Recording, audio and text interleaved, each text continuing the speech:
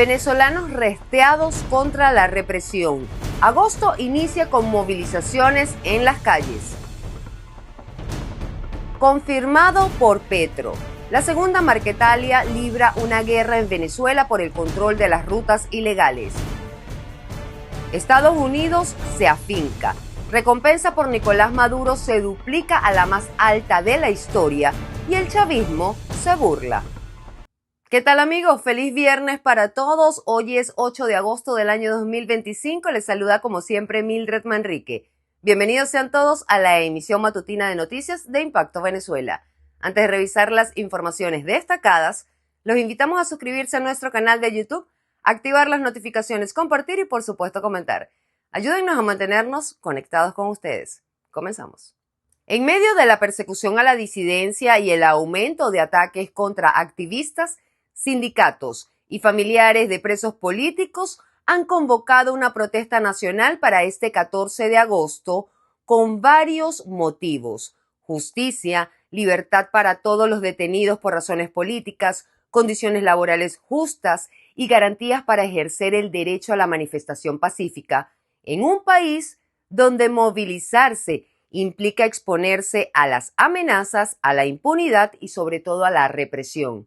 Halim Naim con los detalles. Una nueva movilización en Venezuela, respaldada en esta oportunidad por gremios, organizaciones sociales y familiares de víctimas, partirá desde la Plaza Morelos hasta la sede del Ministerio Público y la Defensoría del Pueblo. No tenemos miedo, no vamos a ceder al derecho de alzar la voz por un salario justo y por los nuestros, afirmó Eduardo Sánchez, presidente del Sindicato de Trabajadores de la UCB. También participarán trabajadores de la salud, la educación, el sector eléctrico y comunidades organizadas. ¿Será que esta vez los van a escuchar o solo los van a vigilar más de cerca? Jueves 14 estamos convocando una movilización del pueblo trabajador, de las amas de casa, de las organizaciones sociales, de los cultores populares, de todos los sectores, que va a arrancar desde allí donde está la UNEARTES, el Teresa Carreño, en la Plaza Morelos. Ahí vamos a estar concentrados entregando documentaciones ante la Defensoría del Pueblo para trasladarnos después a la Fiscalía General de la República. La convocatoria ocurre días después de que un grupo de madres y activistas fueran agredidas mientras realizaban una vigilia frente al Tribunal Supremo de Justicia. Sujetos encapuchados en motos sin placas las golpearon y despojaron de teléfonos y documentos sin que ninguna autoridad respondiera.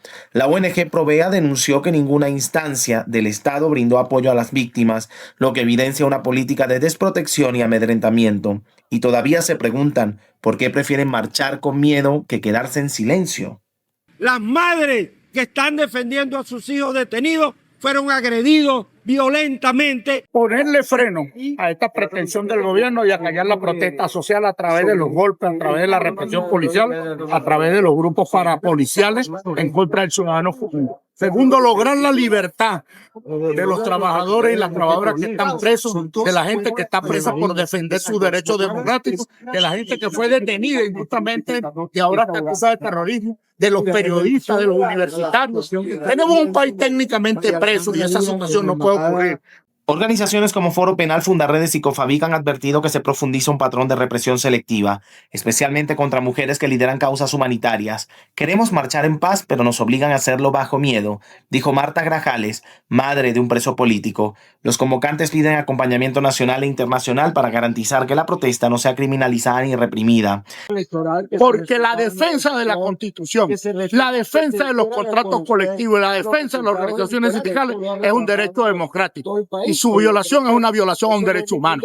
Entonces se abren los cuestionamientos. ¿Cómo se atreven en un país con 807 presos políticos por disentir a marchar? Pero más allá de eso, respecto al Estado, ¿cuánto más les va a molestar que pidan justicia sin pedir permiso? Para Impacto Venezuela, Halim Naim. Amigos, interactuemos a través de todas las plataformas digitales de Impacto Venezuela. En medio de un clima de represión, control social y silenciamiento de las voces disidentes, surge esta gran interrogante. ¿Crees que es necesario volver a las calles para exigir cambios en Venezuela? Argumenta tu respuesta, los comentarios están a tu disposición. Te leemos. Aumenta la tensión política en Venezuela con acusaciones mutuas entre oficialismo y oposición. El ministro de Interior, Justicia y Paz, Diosdado Cabello, aseguró que frustraron un atentado en el corazón de Caracas tras incautar una bomba de 3 kilos de trinitrotolueno en Plaza Venezuela. Según Cabello, el ataque fue dirigido desde Estados Unidos y vinculado a la oposición venezolana, especialmente a María Corina Machado. 13 personas fueron detenidas por su presunta participación en este complot que buscaba generar caos en el país. Catherine García con el reporte. En un nuevo episodio de tensión política en Venezuela, el gobierno denunció y desmanteló un presunto plan terrorista que pretendía detonar 3 kilogramos de trinitrotolueno, mejor conocido como TNT, en Plaza Venezuela, Caracas. Según el vicepresidente sectorial de Política, Seguridad Ciudadana y Paz, Diosdado Cabello, el atentado habría sido orquestado por grupos de oposición bajo el liderato de María Corina Machado y con apoyo logístico desde Colombia y presunta complicidad del gobierno de Estados Unidos. 15 personas han sido capturadas entre territorio venezolano y colombiano, entre estos el principal ejecutor, José Daniel García Ortega, quien confesó haber recibido una oferta de $20,000 para colocar los explosivos. Gente que viaja constantemente a Colombia, pero venezolano. Con respecto al vínculo de los partidos políticos, aquí están. Nosotros hace 10 días, repito, detuvimos a una gente y salieron a decir, ay, pobrecito, es una académica. No, este muchacho, este es un pan con café con leche. Fascista. ¿Quién está utilizando las bandas del narcotráfico? La oposición venezolana. No, la jefa es esta. Es la jefa. Ahí está una plaza que tiene una toma de gas. Tenía, pues. Al eso explotar ahí, se combinaba con el gas. Según las autoridades, el objetivo era generar caos, muertes y un impacto comunicacional que debilitara la estabilidad del país. Sin embargo, el caso ha levantado interrogantes entre sectores críticos que advierten que a pesar de la falta de pruebas independientes y el uso recurrente de acusaciones de terrorismo para criminalizar a la oposición, la narrativa de este sector político da pie a que el chavismo tenga herramientas para levantar estas teorías. Bueno, en estos momentos esas declaraciones se deben también a un llamado irresponsable por María Corina Machado de convocar a una política en clandestinidad, que por supuesto al gobierno le da pie de anunciar ese tipo de investigaciones y de ello justificar, poner cartas en el asunto. Cuando se habla de una política en clandestinidad, se está hablando de una política que no se apega a lo que necesita el país en estos momentos, que es una política de diálogo, de conciliación y de acciones concretas reales para lograr construir nuevamente un liderazgo opositor de cara a lo que viene de aquí en adelante. Pero con estos llamados lo que se hizo fue más bien poner en riesgo a aquellas personas afines a María Corina Machado, debido a que los puso en una posición muy vulnerable, dándole al gobierno una base para anunciar este tipo de planes. La narrativa oficial refuerza la idea de una guerra híbrida contra Venezuela, donde el enemigo interno y externo se confunden en una trama de conspiración. Informó para ustedes Catherine García, Somos Impacto Venezuela. El líder opositor Edmundo González Urrutia aseguró que el pueblo venezolano se mantiene consciente de lo que ocurre en el país y que ninguna imposición puede reemplazar la legitimidad respaldada por el voto ciudadano. Escuchemos. Cuando yo empecé a escuchar los resultados que venían, esa magnitud de la victoria que duplicó o triplicó al candidato oficialista, yo dije, bueno, pero ¿cómo van a tapar esto? Esto no lo van a poder tapar.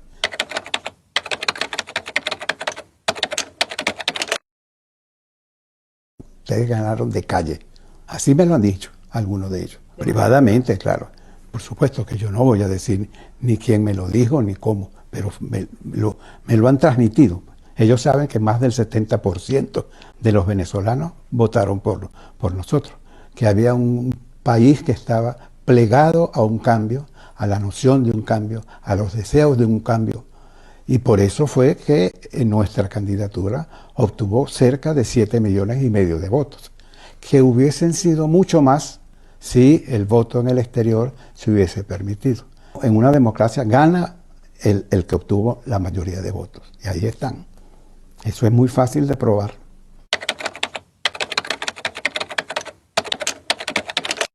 El presidente de Colombia, Gustavo Petro, confirmó que el conflicto entre el Ejército de Liberación Nacional y la Segunda Marquetalia se trasladó a Venezuela, donde ya se registran asesinatos. La disputa por el control de las rutas ilegales llevó a la captura de 4 miembros del ELN y desató enfrentamientos tras la muerte de Zarco Aldívener, figura clave de la Segunda Marquetalia. El caos aumenta en la frontera colombo-venezolana, ahora considerada zona de guerra. Génesis Pérez nos amplía esta información. La frontera entre Colombia y Venezuela ya no es una línea geográfica, es un campo de batalla entre guerrillas. El presidente Gustavo Petro confirmó que el conflicto armado entre el ELN y la Segunda Marquetalia, disidencia de las FARC, ya dejó personas asesinadas en territorio venezolano. Petro también informó sobre la captura de 4 integrantes del Ejército de Liberación Nacional, responsables de atentados y asesinatos de miembros de la fuerza pública, lo que evidencia la operación directa del Estado colombiano en una zona históricamente marcada por la ausencia institucional. Según información de inteligencia, los recientes enfrentamientos que estremecen la frontera, especialmente entre el Catatumbo y el Estado venezolano Apure, se habrían intensificado tras la muerte de alias Zarco Aldívener, comandante de la Segunda Marquetalia. Su baja fue confirmada por la propia organización en un comunicado en el que acusa al ELN de traición. En la misiva, los disidentes exigen explicación al Comando Central del ELN encabezado por Antonio García, denunciando una supuesta ruptura definitiva entre 2 grupos que se habían considerado aliados en la lucha revolucionaria. La Segunda Marquetalia ya está mucho más desintegrada en ese rumbo y como tal ni siquiera ha logrado iniciar una carrera exitosa de impacto para la estabilidad nacional colombiana, sin que eso no signifique que no sean un actor de riesgo regional, ¿cierto? De riesgo local y regional y que esté efectivamente poniendo en riesgo a la población civil. Pero entonces el plan o la idea es que justamente Venezuela sea un actor garante. Eso vendría siendo. Habitantes de la zona aseguran haber escuchado tiroteos desde el pasado 4 de agosto en localidades como El Orza, en Venezuela, donde tanto las FARC como el ELN han tenido control histórico.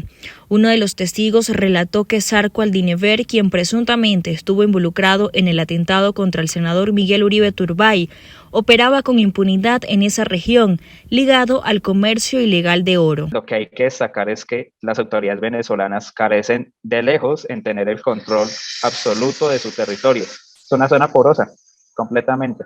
El ministro de Defensa, Pedro Sánchez, desestimó parte del comunicado de la Segunda Marquetalia, advirtiendo que es difícil creerle a los criminales. El gobierno, por su parte, mantiene suspendidas las negociaciones de paz con ambas guerrillas y vigila de cerca esta nueva escalada armada. Con el control territorial como el verdadero botín y las economías ilícitas como combustible del conflicto, la frontera colombo-venezolana se consolida como epicentro de una guerra no declarada, que ya no distingue entre ideología y crimen organizado. La fiscal general de Estados Unidos, Pamela Bondi, anunció que el gobierno de Donald Trump aumentó a $50 millones la recompensa por información que lleve a la captura de Nicolás Maduro por presuntamente estar vinculado con organizaciones criminales. La medida, por supuesto, tuvo una respuesta inmediata por parte del gobierno venezolano, que la calificó como ridícula. Veamos. Today, the Department of Justice and State Department are announcing a historic $50 million reward for information leading to the arrest of Nicolas Maduro. Maduro uses foreign terrorist organizations like TDA, Sinaloa, and Cartel of the Suns to bring deadly drugs and violence into our country. To date, the DEA has seized 30 tons of cocaine linked to Maduro and his associates, with nearly 7 tons linked to Maduro himself, which represents a primary source of income for the deadly cartels based in Venezuela and Mexico. Cocaine is often laced with fentanyl, resulting in the loss and destruction of countless American lives. The DOJ has seized over $700 million of Maduro-linked assets, including 2 private jets, 9 vehicles, and more. Echemos un vistazo a otras noticias de interés en nuestra sección Impacto en 60 segundos. Acompáñenme. Se desmayó. Estados Unidos desmiente muerte de migrante venezolano en Alligator, Alcatraz. La subsecretaria del Departamento de Seguridad Nacional de Estados Unidos, Tresa McLachlan, negó el fallecimiento del migrante venezolano Luis Manuel Rivas Velázquez en la cárcel de Los Caimanes en Florida. En respuesta a la denuncia de su pareja en redes sociales, dijo que Rivas tiene antecedentes penales y que no murió, sino que se desmayó y fue trasladado a un hospital por precaución. La funcionaria destacó que el Servicio de Inmigración y Control de Aduanas se toma en serio la atención médica de personas que están bajo custodia del Estado. Piden protección para los europeos detenidos en Venezuela.